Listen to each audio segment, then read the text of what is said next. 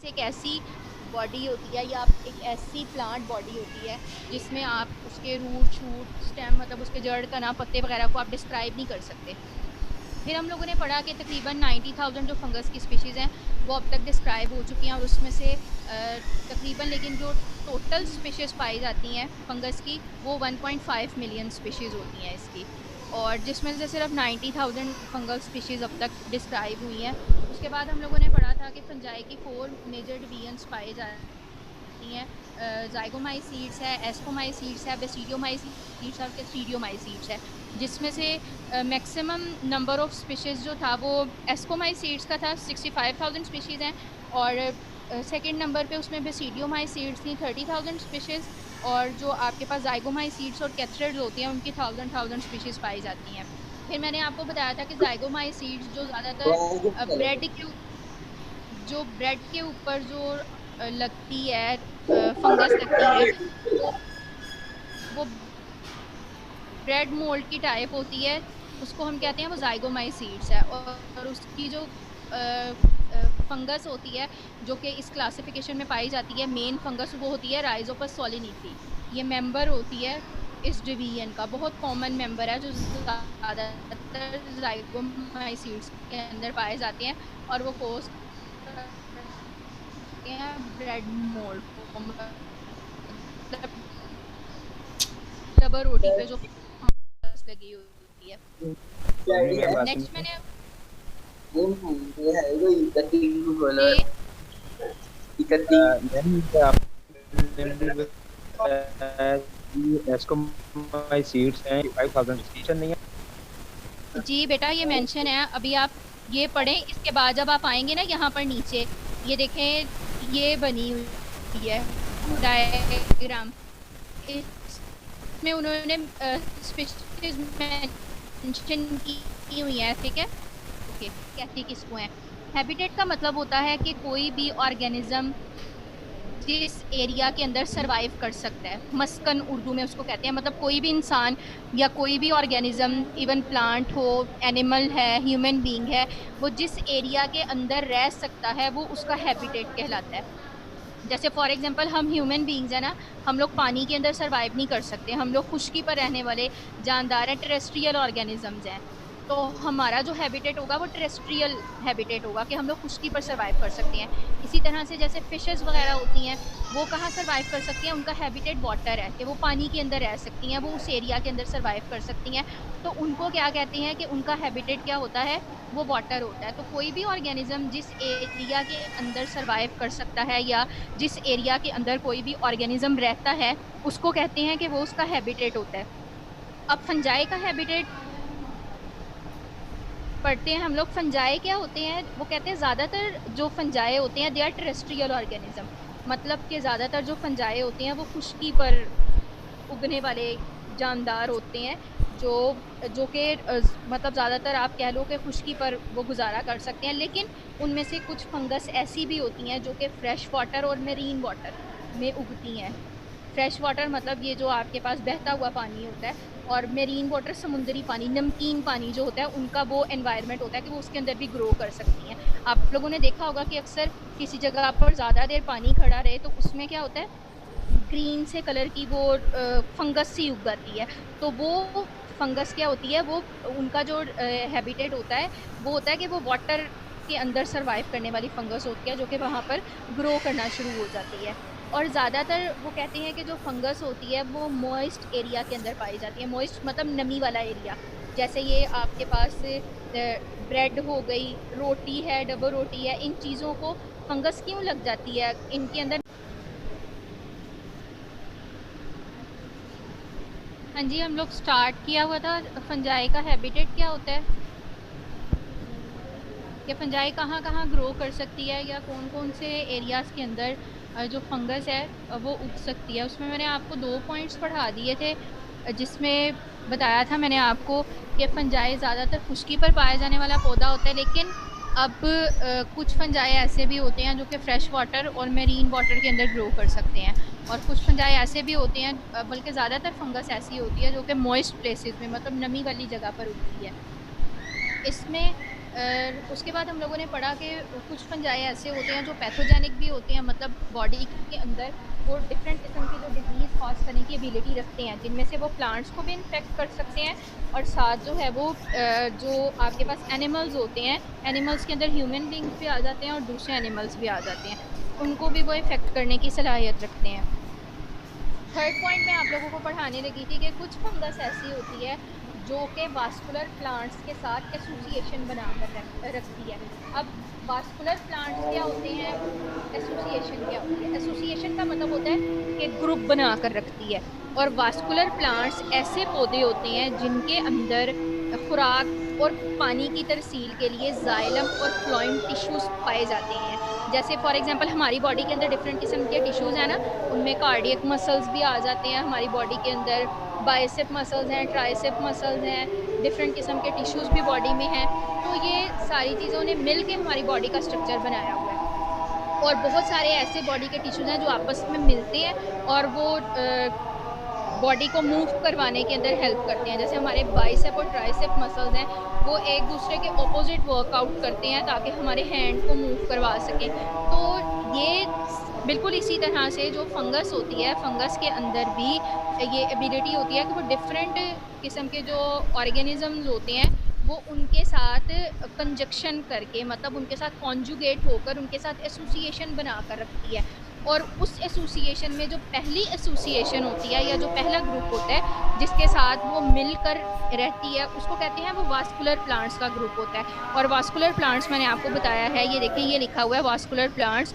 Vascular plants ऐसे पौधे होते हैं जो कि जिनके अंदर खुराक और पानी की तरसील, तरसील कहते हैं ट्रांसपोर्ट के लिए, कि मतलब उनके अंदर रूट्स से ऊपर पत्तों तक पानी की तरसील होनी है, पत्तों से जो खुराक बन रही है वो पूरे प्लांट्स के अंदर उन्होंने मूवमेंट करवानी है उसकी। तो इनकी जो ट्रांसपोर्ट है उसके लिए उनके अंदर जाइलम और फ्लोएम टिश्यूज़ पाए जाते हैं। जो फ्लोएम टिश्यूज़ होते हैं वो खुराक को ट्रांसपोर्ट करते हैं और जो जाइलम टिश्यूज़ होते हैं वो पानी की तरसील के लिए या पानी की ट्रांसपोर्ट के लिए इस्तेमाल होते हैं। तो वास्कुलर प्लांट्स वो पौधे होते हैं जिनके अंदर खुराक और पानी की तरसील या वाटर और फूड की ट्रांसपोर्ट के लिए जाइलम और फ्लोएम टिश्यूज़ पाए जाते हैं। अब जो फंजाई है वो क्या करती है, वो इन वास्कुलर प्लांट्स की ये जो जड़ें नज़र आ रही हैं आपको, इनकी रूट्स के साथ इस तरह से, फॉर एग्जांपल ये आपके पास प्लांट की रूट्स आ रही हैं और यहाँ से इस एरिया से ये फंगस आ रही है। तो फंगस उनकी रूट्स मतलब उनकी जड़ों के साथ, उन वास्कुलर प्लांट्स की जड़ों के साथ इस तरह मिलती है और मिल के वो एक ग्रुप की फॉर्म में रहना शुरू हो जाती है। और उनकी ये जो एसोसिएशन होती है या जो ये ग्रुपिंग होती है, इस ग्रुपिंग को कहते हैं माइकोराइज़ा। ये जो आपके पास ये ब्रैकेट के अंदर उन्होंने लिखा हुआ है माइकोराइज़ा। तो माइकोराइज़ा की सिंपलेस्ट डेफिनेशन क्या है कि जब फंजाई वास्कुलर प्लांट्स की जड़ों के साथ ग्रुपिंग की सूरत में रहना शुरू कर देती है, तो इनकी ये जो एसोसिएशन होती है या इनकी ये जो ग्रुपिंग होती है, उस ग्रुपिंग को हम कहते हैं माइकोराइज़ा। ठीक है, माइकोराइज़ा एक ऐसी एसोसिएशन है फंजाई की या ऐसी ग्रुपिंग है फंजाई की जिसमें फंगस जो वास्कुलर प्लांट्स होते हैं उनकी जड़ों के साथ मिल के ग्रुपिंग की सूरत में रहना शुरू हो जाती है और इस एसोसिएशन को कहते हैं माइकोराइज़ा। फोर्थ पॉइंट में है कि फंजाई माइकोराइज़ा एसोसिएशन के अलावा भी एक और एसोसिएशन भी बनाती है जिसको लाइकन कहते हैं। लाइकन्स कहते हैं ये वो एसोसिएशन होती है फंजाई की जिसमें फंजाई एल्गी के साथ ग्रो करती है। ठीक है, फंजाई जो है वो एल्गी सेल के साथ ग्रो करती है। एल्गी भी ये समंदर के अंदर पाए जाने वाला है, ये पौधे की तरह ही होती है। ये देखेंगे जैसे ये आपको नज़र आ रहे हैं, ग्रीन कलर की ही ये उगती है। ये देखिए ये एल्गी है और एल्गी के साथ ये जो आपको नज़र आ रही है साइड से, ये फंजाई की बॉडी है। तो एल्गी और फंजाई आपस में मिलकर जो एसोसिएशन बनाती हैं, ये देखिए ये उन्होंने मेंशन भी किया हुआ है, ये एल्जल सेल है मतलब एल्गी का सेल है और ये फंगल हाइफी है, ये फंगस की बॉडी है। अब हाइफी क्या होते हैं वो आप नेक्स्ट में पढ़ेंगे। तो ये जो होते हैं ये दोनों आपस में जब एसोसिएशन बनाकर रहते हैं, मतलब एल्गी प्लस फंजाई, एल्गी और फंजाई के अंदर जो एसोसिएशन होती है उसको लाइकन्स कहते हैं। लाइकन्स क्या होते हैं? Lichens are association of fungi and their algae. और सियानोबैक्टीरिया भी एलजी की टाइप होती है। ठीक है, तो लाइकन्स जो हैं वो फंजाई और एलजी के दरमियान में जो एसोसिएशन होती है उसको ये लाइकन्स कहते हैं। लाइकन्स ये आपके पास एमसीक्यूज पॉइंट ऑफ व्यू से भी इम्पॉर्टेंट है कि माइकोराइजा क्या होती हैं, लाइकन्स क्या होते हैं। माइकोराइजा क्या होता है, वास्कुलर प्लांट्स की रूट्स और फंजाई के दरमियान में जो एसोसिएशन होती है वो माइकोराइजा है। और लाइकन्स क्या होती है, फंजाई और एलजी के दरमियान में जो ग्रुपिंग होती है, जो एसोसिएशन होती है, इनको लाइकन्स कहते हैं। उसके बाद नेक्स्ट है फंजाई और किस तरह से रह सकता है। फंजाई जो है के अलावा भी फंजाई एक और तरह से भी वो ग्रो कर सकता है जिसको हम कहते हैं एंडोफिटिक फंजाई। एंडोफिटिक फंजाई क्या होता है कि अक्सर आप लोगों ने देखा होगा कि पौधों का जो अपर पोर्शन होता है, जैसे उनके आप कह लो अपर पोर्शन में उनके फ्रूट्स आ जाते हैं, उनके लीव्स आ जाते हैं, तो लीव्स पत्तों की टिप्स के ऊपर छोटे छोटे इस तरह से फंगस उगना शुरू हो जाती है।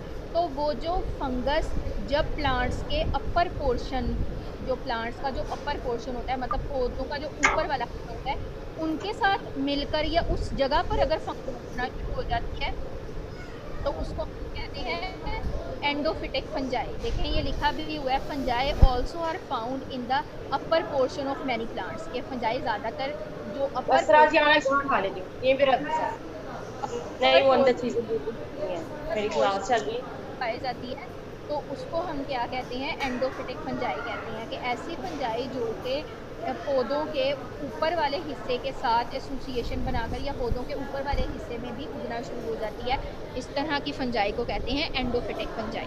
ठीक है, अब वो क्या कहते हैं, these endophytic fungi effect plant reproduction. और ये क्या करते हैं, ये प्लांट की जो रिप्रोडक्शन होती है ना, प्लांट्स के अंदर जो बीज बनना होता है, सीड से आगे जो प्लांट ने ग्रो करना होता है, ये उसको इफेक्ट करती है। ठीक है, एंड पैलेटेबिलिटी टू हर्बीवर्ड्स ऐसे जानदार होते हैं जो कि आप कह लो कि सिर्फ और सिर्फ जो हर्ब्स होती हैं, मतलब जो पौधे होते हैं, पौधों की जो जड़ी बूटियाँ होती हैं, उनको खाकर वो ज़िंदा रहते हैं।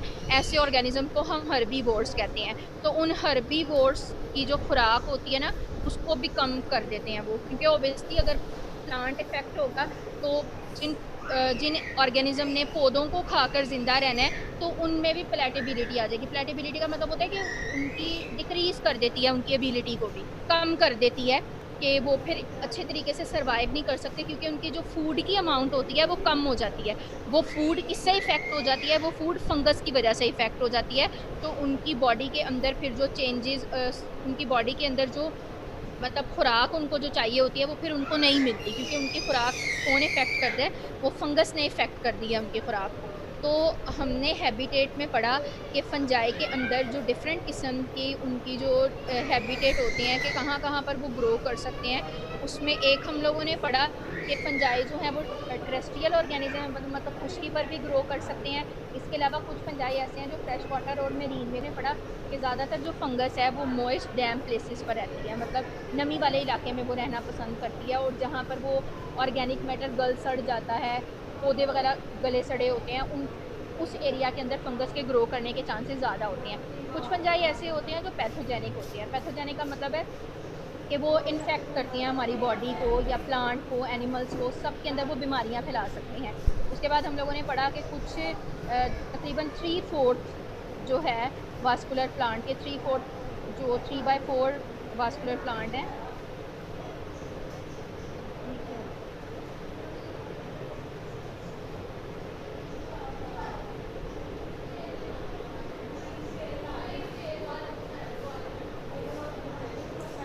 ठीक है, 3/4 जो इसका पार्ट होता है वास्कुलर प्लांट्स का।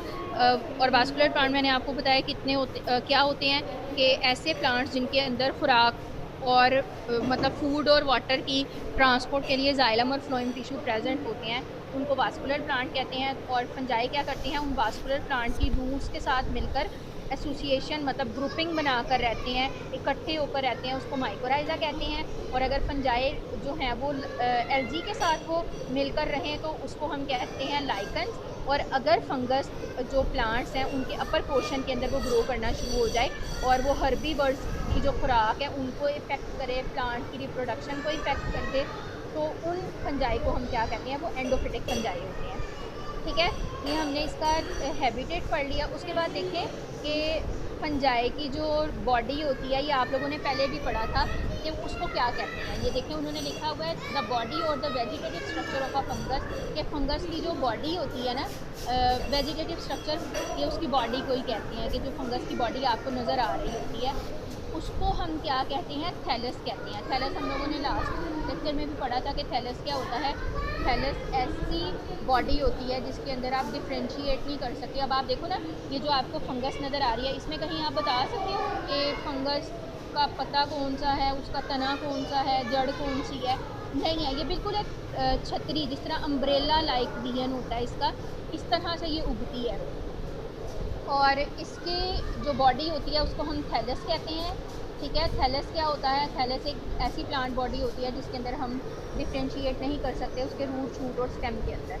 ठीक है, उसके बाद उन्होंने लिखा है it varies in complexity and size, कि इनकी जो कॉम्प्लेक्सिटी मतलब इनका जो स्ट्रक्चर होता है ये उसमें भी वेरीज कर सकते हैं। वेरीज का मतलब होता है चेंज हो सकते हैं, और इनका जो साइज़ होता है वो भी चेंज हो सकता है। Ranging from the single cell, कि ये सिंगल सेल की सूरत में भी पाए जा सकते हैं, microscopic yeast to multi cellular mode. अब मैंने आप लोगों को अगर याद हो तो मैंने लास्ट लेक्चर में आपको बताया था कि फंगस की कुछ टाइप्स होती हैं, जिनमें कुछ फंगस ऐसी होती हैं जो कि यूनिसेलुलर होती हैं। यूनिसेलुलर जो कि एक सेल पर कंसिस्ट करती हैं, जिनको यीस्ट कहते हैं। यीस्ट ये जो बेकरी के प्रोडक्ट वगैरह के अंदर इस्तेमाल होती है ना, उसको डो, जो पिज़्ज़ा डो होती है या जो ब्रेड की डो होती है, इन सब के अंदर हम लोग यीस्ट इस्तेमाल करते हैं, जो कि उसको फुला देती है, मतलब उसका साइज़ इंक्रीज़, उसका वॉल्यूम इंक्रीज़ कर देती है। तो उनको ख़मीर लगाने के लिए हम जो चीज़ इस्तेमाल करते हैं ना, वो ये यीस्ट होती है। ये यूनिसेलुलर फंगस होती है। यूनिसेलुलर मतलब सिंगल सेल पर कंसिस्ट करती है। ये देखें, ये जैसे आपको लिखा हुआ नज़र आ रहा है सिंगल सेल। माइक्रोस्कोपिक मतलब आप इसको माइक्रोस्कोप से देख सकते हो सिर्फ और सिर्फ। यीस्ट, उसको क्या कहते हैं, वो यीस्ट होती है। या फिर फंगस मल्टी सेलुलर भी हो सकती है। मल्टी सेलुलर का मतलब है जिसमें बहुत सारे सेल्स पाए जाते हैं, और मल्टी सेलुलर जो फंगस होती है उसको क्या कहते हैं, मोल्ड कहते हैं। जो मल्टी सेलुलर फंगस होती है उसको मोल्ड्स कहते हैं। और मैक्रोस्कोपिक पफ बॉल्स भी हो सकते हैं। पफ बॉल्स बॉल्स की तरह का स्ट्रक्चर होता है। ठीक है, मैक्रोस्कोपिक मतलब जिनको आप विदाउट माइक्रोस्कोप भी देख सकते हो। माइक्रो का मतलब होता है छोटे, जिनको आप माइक्रोस्कोप से देख सकते हो। मैक्रोस्कोपिक मतलब आप बगैर उसको माइक्रोस्कोप के भी ऑब्जर्व कर सकते हो। और मशरूम्स भी आप लोगों ने अक्सर देखा होगा, वो भी एक आप कह लो ट्री की तरह, एक अम्ब्रेला की तरह का स्ट्रक्चर होता है, और उसको हम ईटिंग पर्पस के लिए भी इस्तेमाल करते हैं। ये मशरूम्स जो उगती हैं ना, उसको हम लोग ईटिंग पर्पस के लिए, ये पिज़्ज़ास के ऊपर अक्सर राउंड शेप में लगी होती हैं, वो मशरूम्स होते हैं। एक तो ब्लैक कलर के लगे होते हैं, वो ऑलिव्स होते हैं। ब्लैक के साथ ही एक वाइट से कलर के, बेबी पिंक कलर के, लाइट पिंक से कलर के मशरूम्स होते हैं, जो कि वो पिज़्ज़ास के ऊपर टॉपिंग के लिए भी हम इस्तेमाल करते हैं। और वो क्या होती हैं, वो आपके पास वो भी फंगस की टाइप होती है। ठीक है, तो इस पैराग्राफ के अंदर आप लोगों ने जो चीज़ याद करनी है, वो दो बातें याद करनी है। एक है कि फंगस की जो बॉडी होती है वो थैलस होती है, और थैलस क्या होता है, एक ऐसी प्लांट बॉडी जिसके अंदर हम रूट, शूट और स्टेम में डिफ्रेंशिएट नहीं कर सकते। और दूसरी चीज़ आप लोगों ने ये याद करनी है कि फंजाई जो है वो अपने साइज़ में, अपने स्ट्रक्चर में वेरी करती है। किस तरह से वेरी करती है, उसकी बेस पे फंजाई की 3 टाइप्स हो सकती हैं। अगर तो फंजाई सिंगल सेल पर कंसिस्ट कर रही है और माइक्रोस्कोपिक है, कि आप उसको माइक्रोस्कोप से देख सकते हो, तो वो यीस्ट होगी। अगर वो मल्टी सेलुलर फंगस है तो वो मोल्ड होगी, मतलब उसके अंदर बहुत सारे सेल्स पाए जा रहे हैं, तो वो मोल्ड्स होते हैं। और अगर आपके पास ईटिंग पर्पस के लिए यूज़ होने वाले फंगस हैं, तो वो मशरूम्स की कैटेगरी में आ जाते हैं। तो आपके पास 3 तरह की फंजाई एग्जिस्ट करती हैं। सिंगल सेल माइक्रोस्कोपिक यीस्ट होते हैं, मल्टी सेलुलर मोल्ड्स होते हैं, और थर्ड जो हम ईटिंग पर्पस के लिए इस्तेमाल करते हैं उनको मशरूम्स कहते हैं। ये 3 तरह की जो फंगस है वो इस यूनिवर्स के अंदर एग्जिस्ट करती है। नेक्स्ट जो यीस्ट है, ये आप लोगों को नेक्स्ट लेक्चर में मैं पढ़ाऊँगी। अब भी आप लोगों में से किसी स्टूडेंट को कोई चीज़ समझ ना आई हो, हैबिटेट से लेकर पढ़ाया तो मैंने थोड़ा सा ही है, इसमें ये डेफिनेशन आप लोगों ने याद करनी है। माइकोराइज़ा क्या होता है, लाइकन्स क्या होते हैं, एंडोफिटिक फंजाई क्या होता है, कहाँ पर रह सकते हैं, जो आपके पास फंजाई हैं वो कहाँ कहाँ ग्रो कर सकते हैं, किस एरिया के अंदर वो रहना पसंद करते हैं, टेरेस्ट्रियल ऑर्गेनिज्म है, मॉइस्ट प्लेसेस में रहते हैं, ये सारा आप लोगों ने याद करना है, ठीक है।